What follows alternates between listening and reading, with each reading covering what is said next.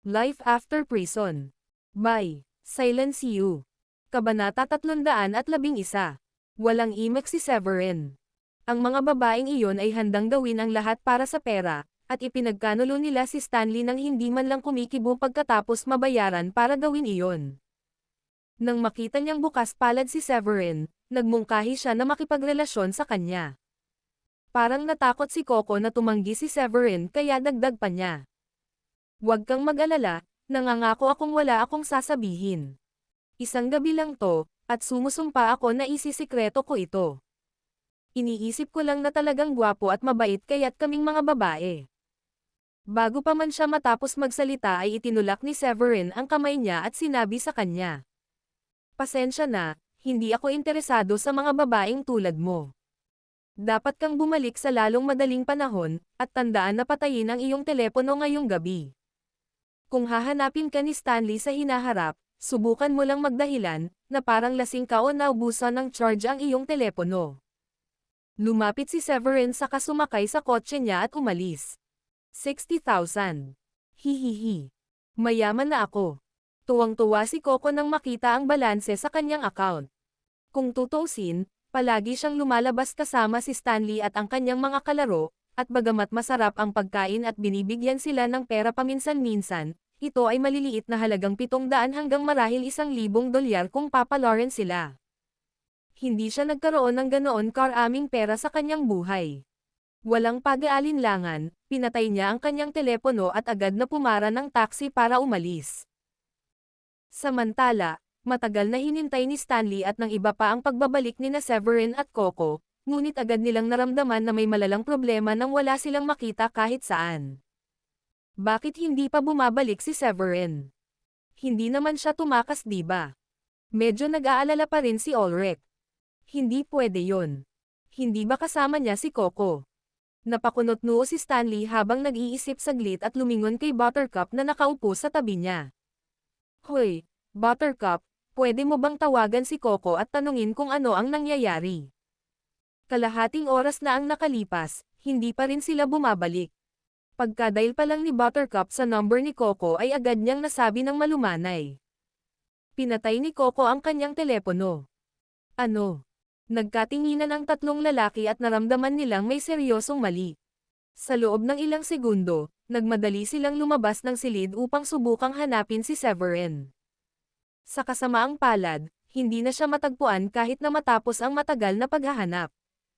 Sinundan sila ng dalawang naghihintay na staff mula sa likuran nang lumabas sila, dahil nag-aalala sila na baka magtangkang umalis ang tatlong lalaki nang hindi binabayaran si Stanley saka nagpas siyang tawagan si Severin. Nang makonekta ang tawag ay nakahinga siya ng maluwag at nagmamadaling nagtanong. Saan ka nagpunta, Severin? Nasaan ka? Ako. Masyado na akong. Masyado na akong lasing. Si Severin ay nagkunwaring nagsasalita ng hindi nakakaintindi bago ibinaba ang tawag. Kalokohan. Ano bang nangyayari? Natarante si Stanley. Sa bagay, napakaraming mamahaling inumin ang na-order niya dahil gusto niyang bayaran ni Severin ang bayarin. Gusto rin niya itong lasingin, para ma-set up niya si Severin. Gayunpaman, kahit papaano ay nagpa siya si Severin na matulog bago magbayad ng pera. Ilang beses pa niyang tinawagan si Severin, pero lahat ng tawag niya ay hindi nasagot. Sa sobrang takot ni Stanley ay tumulo ang malamig na pawis sa kanyang noo. Medyo nahihilo siya sa pag-inom kanina pero medyo nahihilo na siya sa takot. Kanina pa niya hinanap si Severin sa banyo, pero wala rin si Severin. Mr. Stanley, umalis na ba si Dr. Severin? Napalunok si Buttercup at nahihiyang nagtanong. Hindi nakaimik si Stanley. 2 o 3 pang tawag ang ginawa niya, ngunit hindi pa rin sinasagot ang mga ito. Gagong bastos. Bakit hindi mo sinasagot ang telepono? Pinatay ni Coco ang kanyang telepono, at ngayon ay hindi rin sumasagot si Severin. Isa-isang ibinaba ang ulo ng 2 pang lalaki at may pangit na ekspresyon sa mukha. Life After Prison. Kabanata 312. Nag-isip sandali ang isa sa mga lalaki at sinabing, nagsobrahan ka sa paggastos kanina, at ang kabuuan ay 70,000 na, kasama na ang pera para sa mga B-girls. Siguradong natakot si Severin doon at umiwas dahil ayaw niyang gumastos ng napakaraming pera. Oo, napakalayo mo, at sa tingin ko ay hindi tulala si Severin. Hindi ako mayaman, kaya magdadahilan ako ngayon. Sabi nung isa pang lalaki. Aalis na rin ako. Takot na takot ang mga lalaki sa lahat kaya tumalikod sila at umalis. Ako. Pulang-pula ang mukha ni Stanley sa galit. Dati-rati ay tinatapik-tapik ng kanyang dalawang kaibigan ang kanilang mga dibdib at tinatawag ang isa't isa na tapat na sinumpaang kapatid, ngunit iniwan nila si Stanley sa lamig sa panahon na higit niyang kailangan sila. Napatingin tuloy si Stanley kina Tina at Buttercup na may walang magawang ekspresyon. Huwag mo kaming tingnan, Mr. Stanley. Alam mo namang wala kaming pera. Ang bahay na tinutuluyan namin ay popahan din, kaya hindi mo maasahan na maglalabas kami ng pera. Agad na sabi ni Tina. Tumanggaw si Buttercup. Kung umalis nga si Dr. Severin, natatakot ako na ikaw lang ang magbabayad. Bakit? Bakit ako magbabayad? Bastos ka, Severin. Bakit ka umalis? Inis na inihakbang ni Stanley ang kanyang mga paa. Naramdaman ng dalawang naghihintay na staff na may mali, at pagkatapos ng tahimik na pag-uusap sa pagitan nila, isa sa kanila ay agad na hinanap ang manager. Maaari nilang sabihin na ang mga bisita mula sa VIP room na iyon ay maaaring hindi makabayad ng bill. Matapos mag-isip sandali, agad na tinadyakan ni Tina ang kanyang mga paa sa galit. Naiintindihan ko na. Alam ko kung ano ang nangyayari. Anong nangyayari? Parehong nanlaki ang mata ni Stanley at Buttercup habang nakatingin kay Tina. Hindi ba tinulungan ni Coco si Dr. Severin sa restroom? Tiyak na niloko niya si Severin para matulog sa kanya kapalit ng pera. Gustong kunin ng maldita na babaeng iyon ang lahat para sa sarili niya. Gago siya. Galit na sabi ni Tina. Nag-react din si Buttercup at agad na naikuyom ang mga kamao sa galit. Iyon dapat ang nangyari. Kung hindi man, bakit sasabihin ni Dr. Severin na gusto na niyang matulog? At hindi rin kami makausap sa phone ni Coco. Marahil ay nagpasya siyang isara ito dahil nakaramdam siya ng pagkakasala. Walang utang na loob na babae. Hindi ba sinabi ko na bibigyan kita ng tigta 30,000 kapag natapos na ang lahat? Napakatanga niya sa pagtataksil sa akin. Galit na nagngangalit si Stanley at nalilito kung ano ang dapat niyang gawin. Sa sandaling iyon, dumating ang manager ng bar kasama ang ilang tao. Anong nangyari, Mr. Stanley? Balita ko may issue sa side mo. Kilalang kilala ng may-ari ng bar si Stanley, at mabait siyang nagtanong ng matino pagkarating niya. Agad namang ngumiti si Stanley ng alanganin. Well, ang aming host ngayong gabi ay nakalimutang bayaran ang bill at umalis pagkatapos malasing. Dahil ikaw at ako ay matagal nang magkakilala, Robert, paano kung ilagay mo ito sa aking pangalan sa ngayon at dadalhin ko ito bukas upang bayaran ang bayarin? Ha. Natatawang sabi ni Robert, ang manager. Nagbibiro ka diba? Paumanhin na pumutok ang iyong bula, pero bawal ang mga ganyang mga tuntunin sa bar namin. Bukod dito, nag-order ka rin ng napakamahal na mga gamit, at ang room na nabook mo ay ang Royal Pavilion Room. Umabot na sa 70,000 dolyar ang kabuoang ginastos mo. Ngunit nalasing ang dapat na magbabayad ng bill at nakalimutan ito. Wala akong magagawa dyan. Si Stanley ay may mapait na ekspresyon at isang napakahiyang ngiti. Hihihi. Pero nandito ka pa rin, di ba? Bibigyan kita ng dalawang simpleng pagpipilian. Hilingin sa lalaki na bumalik at bayaran ang bill sa loob ng 1 oras, o kailangan mong bayaran ang bill. Pagkatapos ng lahat ng iba ay umalis na, at ang dalawang babaeng ito ay mukhang hindi nila kayang bayaran ang bill. Anak ka ng mga Shanahan, at nabalitaan ko na ikaw ang nag-order ng lahat ng alak na iyon kanina, bukod pa sa paghiling sa kumpanya ng 4 na hostess na ito. Natatakot ako na ikaw ang dapat na responsable na magbayad para sa lahat. Humalaklak si Robert, at ang mga lalaking nasa likuran niya ay humakbang pasulong sa nakakatakot na paraan. Life After Prison. Kabanata 313.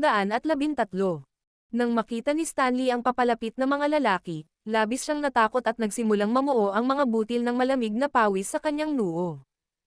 Ang una niyang plano ay ipakita kay Severin ang mga kahihinatnan ng pagkakasala sa kanya sa pamamagitan ng pagpapatuyo ng wallet ni Severin at pang-blackmail kay Severin para sa isang malaking halaga ng pera, ngunit si Severin ay tila naiinip na makipagkwentuhan kay Coco kaya umalis na lamang siya sa kanya.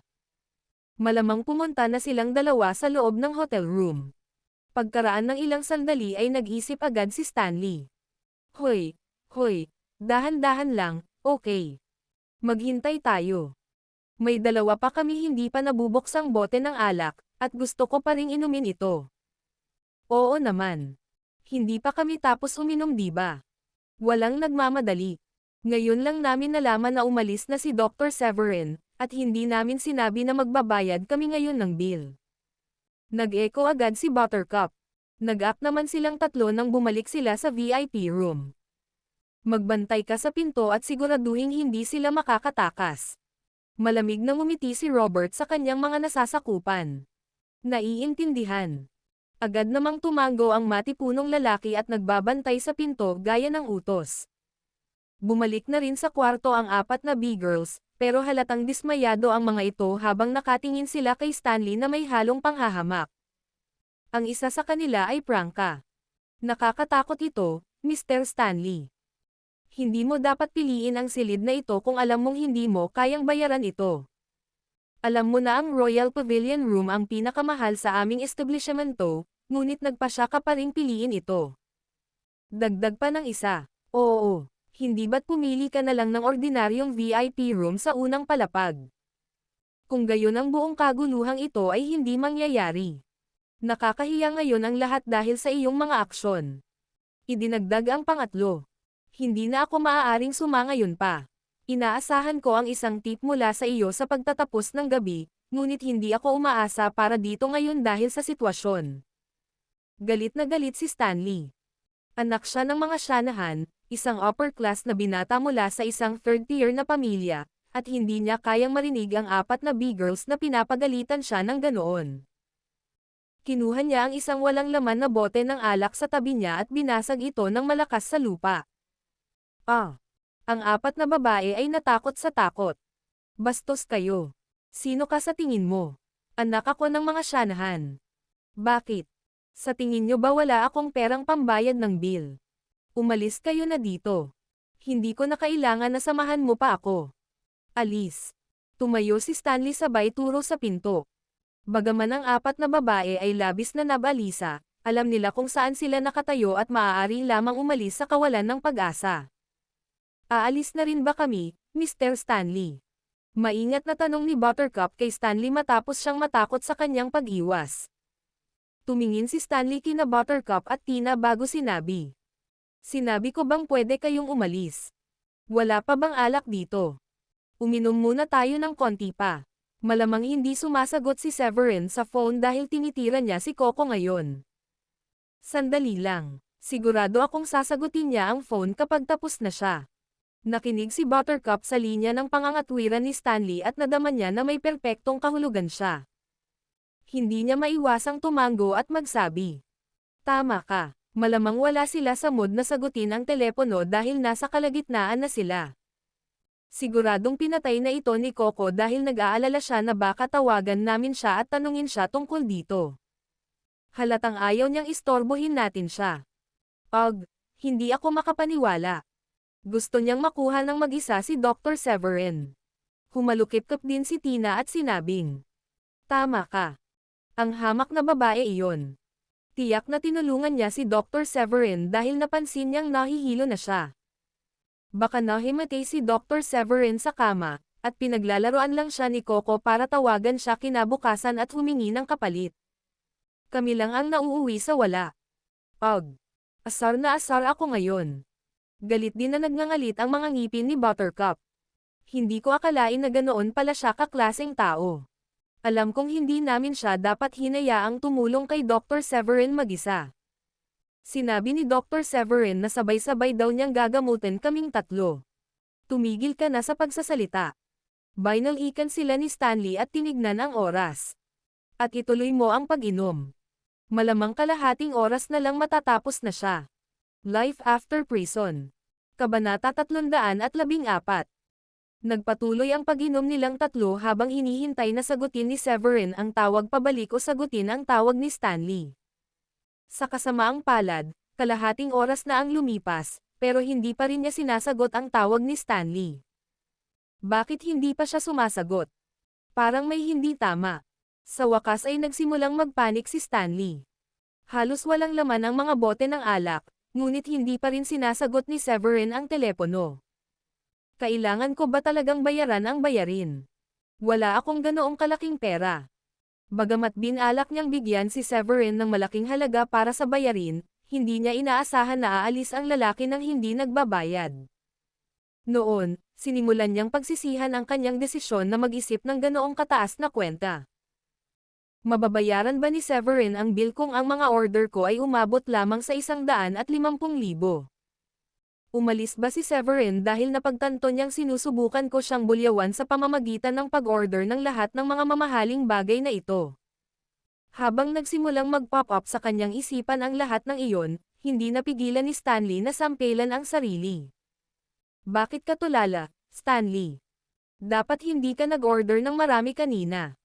Bakit hindi ko nakita ang mas malaking larawan, gago?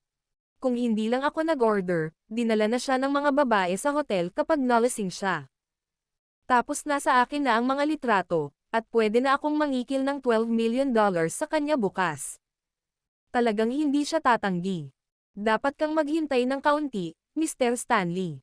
Dahil si Dr. Severin ay isang henyong doktor, maaari siyang uminom ng ilang mga gamot na malakas ang pagkilos upang siya ay tumagal ng mas matagal. Sabi ni Buttercup pagkatapos ng ilang pag-iisip. Maghintay pa tayo ng kalahating oras.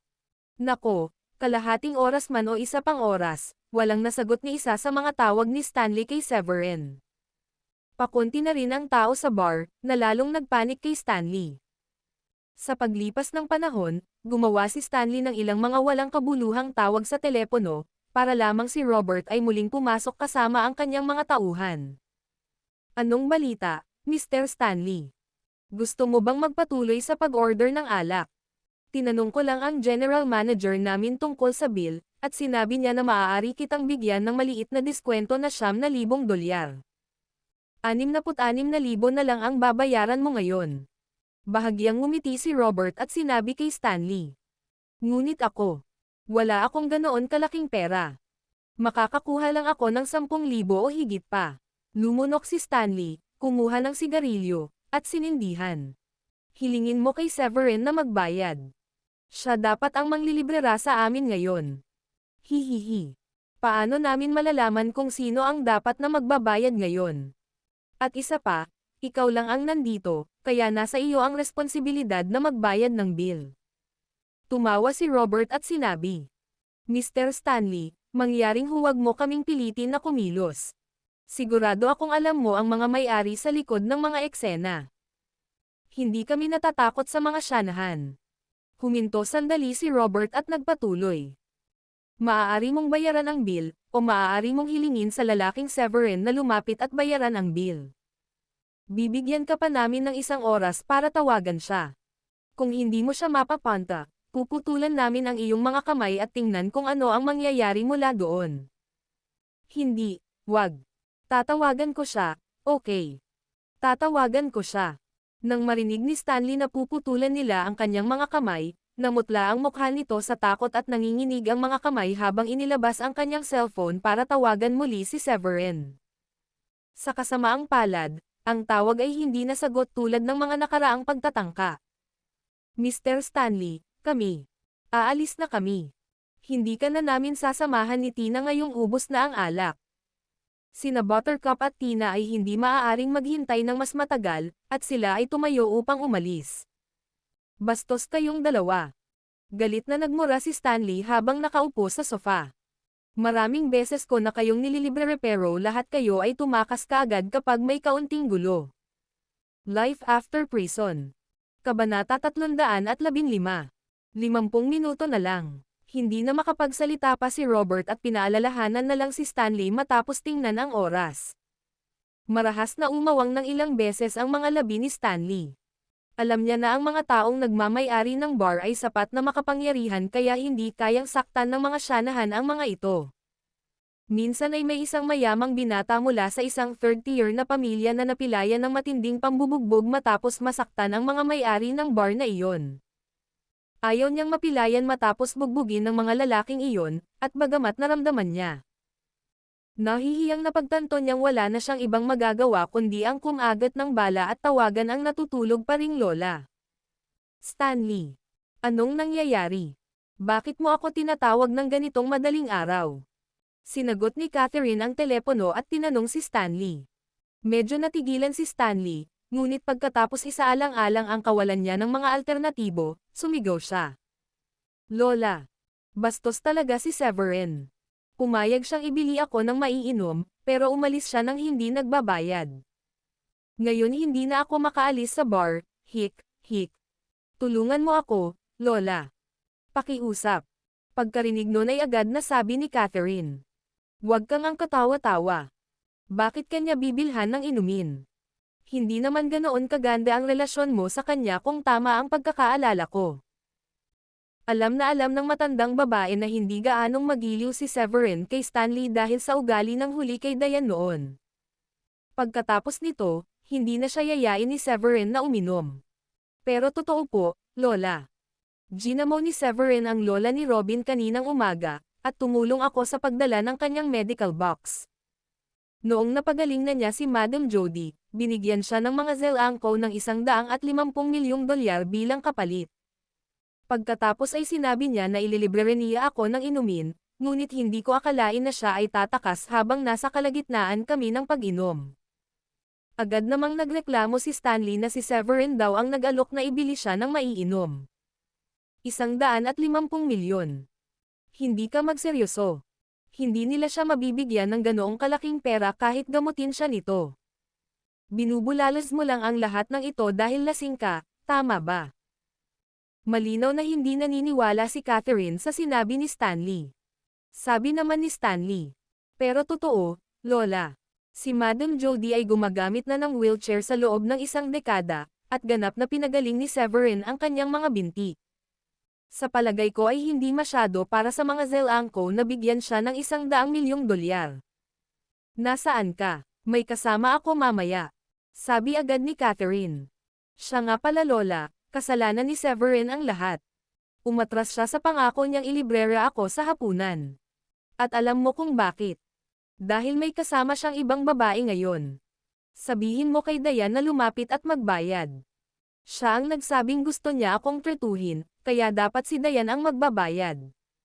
Biglang may naisip si Stanley. Dahil malakas ang loob ni Severin na pumuslit at iwanan siyang makulong ng mga naghihintay na tauhan, maaari na rin niyang gawin ang lahat at hilingin kay Diane na lumapit para mahuli niya si Severin na nakikipaglaro kay Coco. Mas mabuti pa kung maabutin niya sila sa kama. Nabalot ng mali siya ang puso ni Stanley. At habang iniisip ang plano niyang makipagbalikan kay Severin, desidido siyang pagsisisihan ni Severin ang lahat. Totoo ba iyon? Medyo nagalit din ang matandang babae pagkarinig niya nun, agad niyang sinabi. Ipadala sa akin ang address. Tatawagan ko agad si Diane at sasamahan ko din siya. Matapos tapusin ang tawag sa telepono, sa wakas ay nakahinga ng maluwag si Stanley, sa kanya pinag-cross ang kanyang mga paa at sinabi kay Robert. Huwag kang mag-alala, Robert. 75,000 lang, tama ba? Dapat mong malaman na ang mga Shanahan at ang mga Longhorn ay nasa mabuting kalagayan ngayon, at ang mga bagay ay medyo maayos na umuunlad kasama ang mga Ballard at ang mga Zelangko. Hindi gaanong kalakihan ang 70,000, at makatitiyak kang mababayaran ang bayarin sa lalong madaling panahon. Life After Prison. Kabanata 316. Mabuti para sa iyo, sa palagay ko. Anuman ang mga koneksyon na binuo ng mga Shanahan sa ibang mga pamilya ay walang pakialam sa amin. Sabi ni Robert. Ngunit ang mga gustong umalis sa aming bar nang hindi nagbabayad ng bill ay maaaring patuloy na mangarap. Pagkaraan ng ilang sandali, dumating si Catherine kasama ang mga magulang ni Stanley George at Cherise, pati na rin si Diane at ang kanyang pamilya binubuo ng kanyang mga magulang, sina William at Felicia, pati na rin ang kanyang kapatid na babae, si Megan. Siyempre, sumunod din ang mahigit 100 bodyguard ng mga Shanahan. Nanay, tatay, Sa wakas nandito na kayo. Hindi ako pinayagang umalis dahil wala akong perang pambayad ng bill. Kaagad namang gumawa ng kaawa-awa si Stanley at sumigaw kina Cherise at George nang makitang paparating na sila. Hindi ka panipaniwalang nadurog ang puso ni Cherise nang makitang ganoon ang kanyang anak, kaya agad siyang humakbang at sinabi. Huwag kang matakot, Stanley. Nandito ako. Tayo ay isang upper-class na pamilya, at hindi magiging problema sa atin ang ilang bote ng alak. Ano nga ba ang nangyari? Habang papunta kami dito, ipinaliwanag ng lola mo na dinala ka ni Severin sa gulo na ito. Totoo ba iyon? Tumanggaw si Stanley. Siyempre, ito nga. Ginantimpalaan si Severin ng 150 milyon pagkatapos gamutin si Madam Jody mula sa Zalancos, kaya sinabi niyang ililibre niya ako inumin. Tinanggap ko ang kanyang alok, ngunit pagkatapos naming ma-order ang lahat ng alak na ito, nagpasya siyang tumakas kasama ang isa pang babae nang hindi nag-abala sa pagbabayad ng bayarin. Sa tingin ko ay nakakuha siya ng silid kasama ang babaeng iyon, kaya hindi niya sinagot ang telepono, 150 milyon. Nagulat si Cherise. Kasunod ng kanyang maikling pagtataka, galit na ikinuyom niya ang kanyang mga kamao at sinabing. Bakit hindi binayaran ng bastos na iyon ang pagkain at inumin pagkatapos pumayag na ilibre ka? At saka, hindi naman ganoon kalaki ang problema para sa kanya ang pagbabayad ng bill na ito para sa kanya nakakuha siya ng ganoon kalaking pera. Bakit siya aalis nang hindi nagbabayad? 150 milyon. Sigurado ka bang tama ang nakuha mong numero, Stanley? Sa halip na magalit nang marinig na nakakuha si Severin ng isang silid kasama ng ibang babae, nagliwanag ang mga mata ni Felicia at nabigla siya nang marinig ang lahat ng perang iyon. Kung ang aking manugang ay kumita ng 150 milyon, maaari niya akong bigyan ng karagdagang pera nang hindi kumukupas ng mata. Kahit papaano, nabayaran niya ang 7.25 milyong dot. Hindi iyon ang punto, nanay. Hindi mo ba nabalitaan na kumuha ng kwarto si Severin kasama ang ibang babae? Hindi mo ba naisip na masasaktan si Diane? Galit na galit si Megan. Bagamat mahal din niya ang pera, naawa siya sa kanyang kapatid higit sa lahat. Total, maraming taon nang naghintay si Diane para kay Severin at nagdusa ng husto bilang resulta. Mahirap para sa kanya na hindi magalit, kung isasaalang-alang kung paano nasangkot si Severin sa isang kahabag-habag na babae pagkatapos na palayain mula sa bilangguan hindi masyadong matagal ang nakalipas. Kahit na gusto niyang lokohin si Diane, dapat man lang ay maghanap siya ng tulad ni Robin o Sheila, kaysa sa isang random na gold digger mula sa kalye. Doon napagtanto ni Felicia ang pangunahing isyu. Ngumiti siya ng awkward at sinabing, kasuklam-suklam. Lubhang kasuklam-suklam. Dapat ay nalaman natin na ang isang tulad niya ay madaling matukso ng bisyo pagkatapos yumaman. Para bang hindi sapat na masama ang pagkukunwari, iniwan niya si Stanley nang hindi binayaran ang bill. Hindi ito katanggap-tanggap. Kung makabalita, ang mga syanahan ay kailangang harapin muli ang kahihiyan. Sinaman ng tingin ni Catherine si Felicia. Anong ibig mong sabihin dyan? Sinasabi mo bang magiging maayos ang lahat basta siguraduhin lang natin na walang makakaalam? Awkward na ngumiti si Felicia at hindi napigil ang magsalita. Hindi ba't nag-e-enjoy din si Stanley na pumunta sa ganitong lugar? Para sa lahat ng alam namin, maaaring ito ang unang pagkakataon na narito si Severin. Bakit si Severin ang pinarurusahan natin imbes na si Stanley? Si William lang ang may malungkot na mukha. Napaisip siya saglit at sinabing, hindi ko akalain na gagawin iyon ni Severin. Hindi ba natin napapansin na hindi siya ganoong klase ng tao? Ibang-iba ang karakter ni Severin kay Stanley, at halos tiyak na hindi siya makikipagtitigan sa ibang babae, at hindi rin siya dumalaw sa mga bar para lang magalit sa mga bastos na babae. Life After Prison. Kabanata 317. Nanlaki ang mga mata ni Stanley sa galit nang marinig iyon. Ano ang ibig mong sabihin na iba yung pagkatao niya sa pagkatao ko? Ano ang sinusubukan mong ipahiwatig sa aking pagkatao? Siya yung nagyaya sa akin dito ngayon, at may 2 pang babae na kasama ko dito kanina. Umalis na sila, pero kung hindi ka naniniwala, Pwede ko silang tawagan at hilingin sa kanila na bumalik at magpatotoo para sa akin. Hindi mapakali si William na makipagtalo kay Stanley at nagpas siyang iligtas ang kanyang hininga. Sa wakas, sabi ni Catherine. Kalimutan mo na, wala nang kwenta kung ano man ang nangyari. Ang priority ngayon ay iwasan mong mapahiya ang sarili mo. Magbayad na lang tayo at umalis na. Lumingon siya kay Robert at nagtanong. Tayo ay isang third tier na pamilya kung tutuusin, kaya pa rin nating bayaran ang bill. Pwede bang ipaalam sa akin kung magkano ang kabuuan? Agad namang ngumiti si Robert sa kanya. Hihihi. Palaging mas nakakaalam ang mga nakakatandang tao, madam. Nag-offer ng $9,000 na diskwento ang general manager namin, so 66,000 na ang total. 66,000. Umasim ang mukha ni Catherine nang ipaalam sa kanya ang kabuuan. Ilang beses na kumaibot ang mga sulok ng kanyang bibig, at nag-alinlangan pa siya kung tama ba ang narinig niya o hindi, dahil inaasahan niya na ito ay ilang libo o 10 o higit pang libo. Medyo nagulat din si George, at agad niyang tinanong. Bakit ang laki ng ginastos mo? Inabot ni Robert ang tablet at sinabing. Tingnan ninyo ang inyong sarili. Si Mr. Stanley at ang kanyang mga kasama ay nag-order ng pinakamahal na mga alak, at gaya ng masasabi mo sa mga walang laman na bote na iyon, medyo nag-enjoy sila sa kanilang sarili. Hiniling pa ni Mr. Stanley ang 4 sa aming mga babae na samahan sila. Naalala ko na marami ang tao rito, at kasama sa kanila ang 2 lalaki, na parehong mga kaibigan ni Mr. Stanley, at 3 babae na kasama niya noong nakaraan. Agad namang ibinaba ni Stanley ang ulo. Napakapangit ng ekspresyon niya at palihim na sinumpa si Robert sa hindi niya pagbabasa ng kwarto. Kailangan ba talaga niyang ilabas ang mga bagay na nangyari sa nakaraan? Napaisip si Stanley. Pumikit na sana ang kanyang lola sa kanyang mga nakaraang paglabag, at ang revelasyon ni Robert ay nauwi sa isang sampal sa mukha para kay Stanley. Napakabuti ba ng buhay para sa iyo, Stanley? Sinama ng tingin ni Catherine si Stanley, at halatang medyo galit ito. Kung ano man ang ginawa ko noon ay para lang sa pagtalakay sa mga deal sa negosyo, kailangan naming i-entertain ni Lola ang ilan sa aming mga kliyente. At saka, hindi ako gaanong gumastos sa mga nakaraang okasyon. Bumaba ang ulo ni Stanley at nagpaliwanag.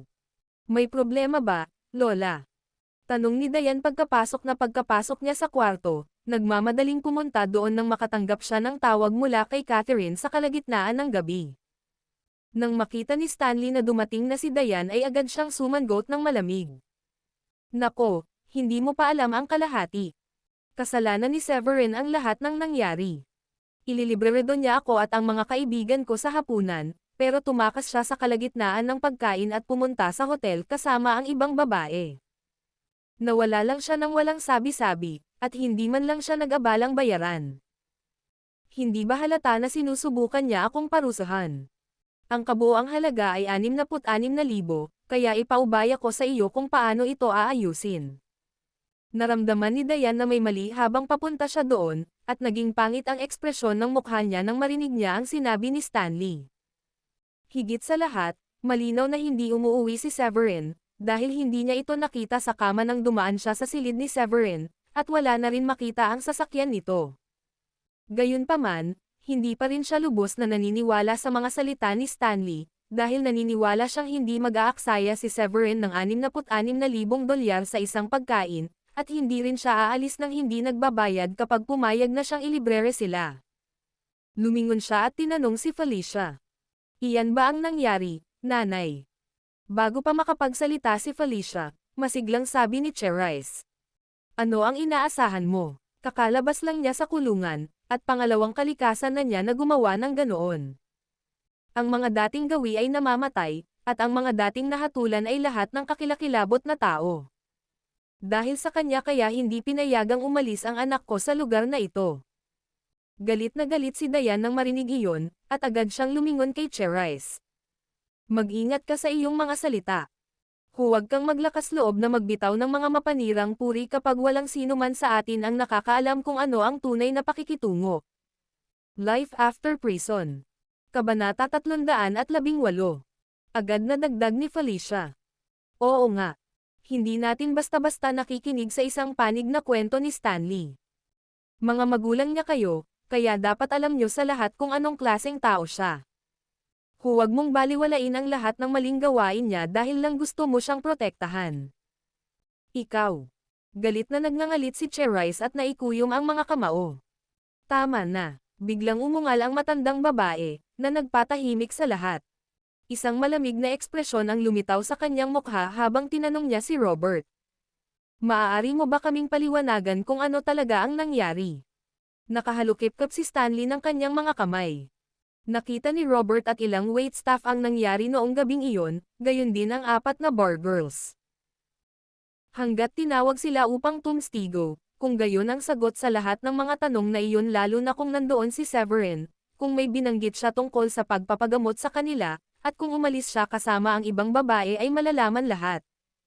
Sa kanyang pagtataka, ngumiti si Robert at sinabi, "Hindi ako masyadong sigurado, ma'am." Sinabi ng isa sa aming mga staff na si Mr. Stanley ang gumawa ng order na ito at hiniling ang 4 sa aming mga babae na samahan siya habang umiinom. Kung tungkol sa Severin na taong ito, dapat kong aminin na hindi ko alam kung sino iyon, o kung siya ay nasa paligid. Sinisikap mo lang na isali si Severin, hindi ba? Ikaw ang tumakbo sa malaking tab para lang sisihin ang manugang ko. Ano man ang sitwasyon, ayaw ni Felicia na bayaran ni Severin o ng kanyang anak ang anumang pera. Kung tutuusin, sobra-sobra na ang $66,000, at determinado siyang itulak ang responsibilidad na lahat kay Stanley. Nagnganga si Stanley at tumayo. Hihihi. Tama ba? Ilang beses kong tinawagan si Severin, pero ni minsan ay hindi niya sinasagot ang mga tawag ko. Sa tingin ko nasa loob siya ng isang hotel room kasama si Coco. Paano kung hayaan natin siyang tawagan si Diane at tingnan kung naglakas loob siyang sagutin ang tawag mo ngayon? Sige at tanungin mo siya kung kasama ko siya sa bar na ito. Tawagan mo siya, Diane. Sabihin sa kanya na pumunta dito at ipaliwanag kung ano ang nangyayari. Sa wakas ay sinabi ni Catherine kay Diane pagkatapos ng ilang pag-iisip. Tumanggaw si Diane at tinawag si Severin.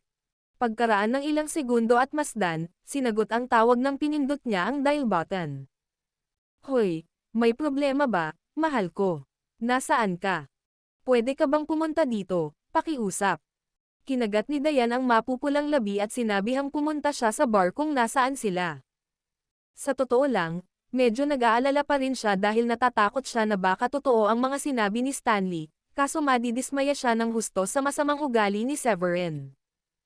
Kung tutuusin, kahit na may nagustuhan si Severin sa ibang babae, hindi gaanong suntok sa kanya kung ito ay isang disenteng babae, tulad ni Sheila o Robin. Sa parehong ugat, madudurog ang puso niya kung basta-basta siyang makikipagkita sa mga bastos na gold digger na iyon. Nako, nagkataon na nakipag-inuman ako kasama sina Blade at Larry sa malapit na bar. Pupunta ako.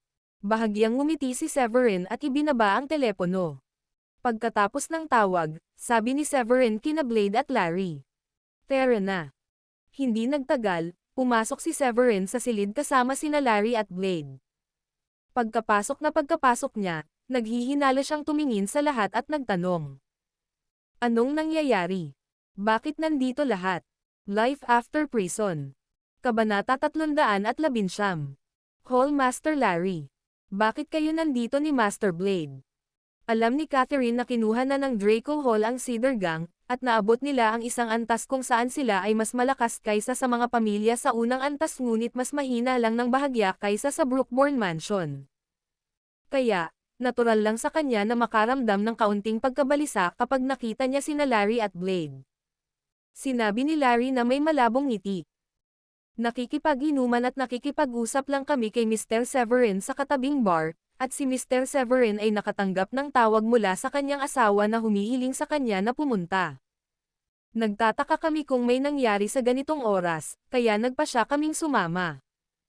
Nang marinig iyon ni Stanley ay naikuyom niya ang kanyang mga kamao at malakas na sinabi. Hindi pwede yon. Hindi ba umalis si Severin dito na may kasamang babae? Dapat nasa isang hotel room siya ngayon. Bakit siya nakikipag-inuman sa inyong dalawa? Teka, kanina mo lang siya nabunggol di ba? Ang tagal niyo nang uminom. Biglang nalungkot ang ekspresyon ni Larry at tinignan niya ng masama si Stanley. Iminumungkahi mo ba na nagsisinungaling ako sa iyo, Mr. Stanley? Nag-iinuman at nag-uusap kami ni Blade. Kasama si Mr. Severin mula nang mahigit alas 8 ngayong gabi. Nakakabaliw. Nandito siya sa amin, at ang 4 na babae na kasama namin ay makapagpapatoto niyan. Protesta ni Stanley. Masasabi niyang pinagtatakpan ni Larry si Severin. Ako. Dito. Para saan? Inosente ang mukha ni Severin. Tuwang-tuwa si Felicia. Tingnan mo, alam kong sinusubukan ni Stanley na sisihin ang aking manugang. Ginastos niya ang lahat ng pera, tumanggi na magbayad ng bayarin, at nagpa siya na magandang ideya na i-frame ang aking manugang na hayaan siyang magbayad ng bayarin. Nakakadiri. Pagkastigo kay Stanley, sinabi ni Felicia kay Severin. Sinabi sa amin ni Stanley na sumama siya sa iyo upang gamutin ang matandang ginang ng mga Zelangko, at nakatanggap ka ng malaking gantimpala mula sa kanila nang matagumpay mong nagamot ang kanyang problema sa binti. Sinabi niya na ililibre mo siya rito, at pagkatapos, ikinwento ni Felicia ang lahat ng sinabi sa kanila ni Stanley. Nang matapos pakinggan ni Severin ang lahat, nakangiting sabi nito. Mukhang malayo iyon, nanay. Bakit ako handang gumastos ng napakaraming pera para lang mailibrera siya ng inumin? Sinabi ko sa kanya na ililibrera ko siya ng inumin pagkatapos mabayaran, ngunit hindi ko sinabi na ito ay ngayong gabi. Hindi ko sinabi na pupunta kami sa ganitong uri ng lugar upang gumastos ng napakaraming pera, anuman. Tsaka, nakipag-usap ako sa ibang babae. Kasama ko si Larry at Blade sa buong oras. Nang marinig iyon ni Megan ay humakbang siya at sinabi kay Stanley. Hindi ko akalain na magiging ganito kakasuklam-suklam, Stanley. Sa palagay ko ikaw ang gumastos ng napakalaking halaga sa pagdala sa iyong mga kaibigan dito upang uminom kasama ang ilang mga babae, at ngayong napagtanto mo na sobra kang gumastos, nagpa siya kang sisihin ang aking bayaw upang maiwasan ang paglabas ng malaking halaga sa iyong sarili. Hindi ako makapaniwala na halos maniwala ako sa iyong kalokohan. Ikaw talaga ang pinakawalang kahihiyan. Ako. Pero nagsasabi ako ng totoo. Maaari mong tanungin ang dalawang kaibigan ko kung hindi ka naniniwala sa akin. Walang imak si Stanley at hindi alam kung ano pa ang sasabihin sa sandaling iyon. Si Megan, gayunpaman, ay napangiti ng hindi inaasahan. Hihihi. Hindi ba ang mga kaibigan mo ang may kinalaman dito? Paano natin malalaman kung sa simula pa lang may plano na kayo o hindi? Bakit namin sila pagkatiwalaan? Ako. Parang nabulunan si Stanley. Pagkatapos, si Robert na manager, ay nag-alok ng mungkahi. Maaaring hindi ko alam kung ano ang sitwasyon dito, ngunit maaari kong tanungin ang mga waitress na naka-duty at ang 4 na babae na pumunta at ipaliwanag kung ano ang nangyari. Matapos marinig ang sinabi ni Robert, nadama ni Stanley na sa wakas ay dumating na ang tulong. Tuwang-tuwa siya at agad na sabi kay Robert. Oh, Robert. Maraming salamat. Ano man iyon, malalaman din ang katotohanan sa kalaunan, at malalaman natin kung ano talaga ang nangyari. Nang makitang nakaalis na si Robert ay tumingin ng masama si Stanley kay Severin. Magandang pagtatangka, Severin. Nakuha ko na ngayon. Gusto mong subukan at gawing mahirap ang buhay para sa akin, tama ba? Aba, mahiya ka, kasi hindi ako tanga. Tingnan natin kung ano pa ang sasabihin mo kapag pumasok na ang 2 waitress at ang 4 na B-girls. Gayunpaman, hindi inaasahan ni Stanley na magkakaroon ng malamig na ekspresyon si Larry. Kaya ayon sa iyo, nagsisinungaling kami ni Blade noon. Maglakas loob ka bang gumawa ng mga ganitong paratang sa amin? Life After Prison. Kabanata 320.